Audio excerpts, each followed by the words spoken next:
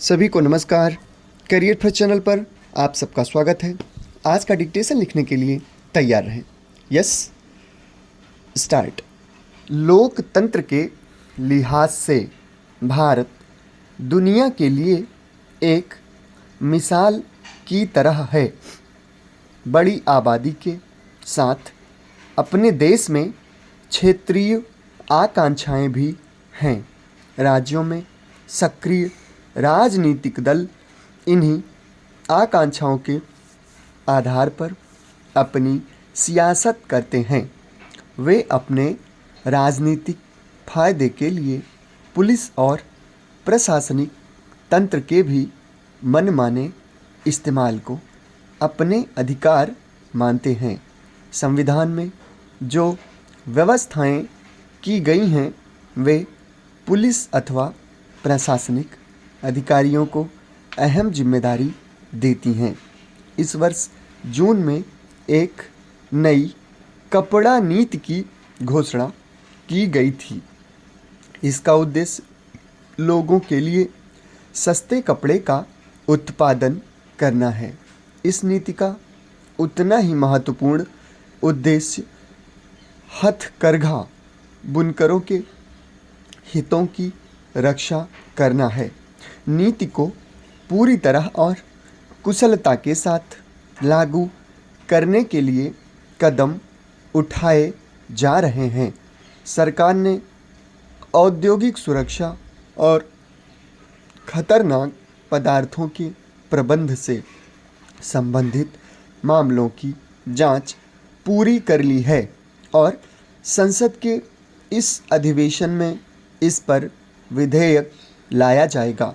सांस्कृतिक समरसता की भावना को बढ़ावा देने के लिए सरकार 7 क्षेत्रीय सांस्कृतिक केंद्र स्थापित करेगी, जिनमें से अभी तक 3 स्थापित किए जा चुके हैं। ये केंद्र प्रादेशिक और क्षेत्रीय सीमाओं से ऊपर उठकर हमारे विधिवत समुदाय, सांस्कृतिक परंपराओं और उनमें निहित एकता को प्रस्तुत करेंगे। ये हमारी सांस्कृतिक के श्रेष्ठ गुणों को जनसाधारण तक पहुंचाएंगे और उनके जीवन और संघर्षों के साथ उनका समन्वय स्थापित करेंगे। उपनिवेशिक काल में जनता और भारतीय संस्कृति को जीवित परंपराओं के बीच खड़ी की गई दीवार को तोड़ना होगा। साथ ही इन केंद्रों का उद्देश्य लोक कला को नई शक्ति प्रदान करना होगा, जिसने हमारे देश की संस्कृति जीवन में समृद्ध बनाया है। राष्ट्रीय विकास परिषद द्वारा 7वीं पंचवर्षीय योजना को स्वीकृति प्रदान कर दी गई है।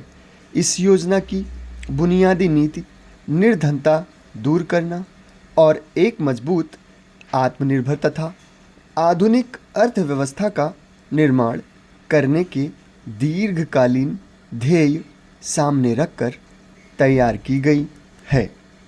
उसमें निर्धनता दूर करने के कार्यक्रमों के विस्तार पर अधिक ध्यान दिया गया है और इस बात का भी ध्यान रखा गया है कि राष्ट्रीय अर्थव्यवस्था की विकास क्षमता को बढ़ाने के लिए मूल क्षेत्रों में काफ़ी मात्रा में पूंजी लगाई जाए।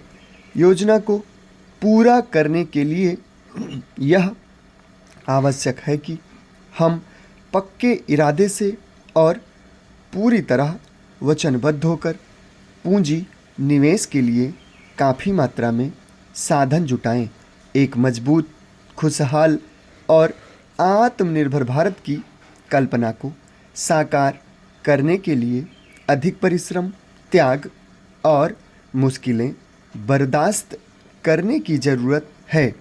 विकास के मार्ग में मुद्रास्फीति रुकावट न बने, इसके लिए बचत के काफ़ी साधन जुटाने होंगे। इससे भी अधिक महत्वपूर्ण बात यह है कि इन बचतों का इस्तेमाल कारगर ढंग से किया जाए। हमें चुनौती का सामना करना होगा। समाप्त। धन्यवाद।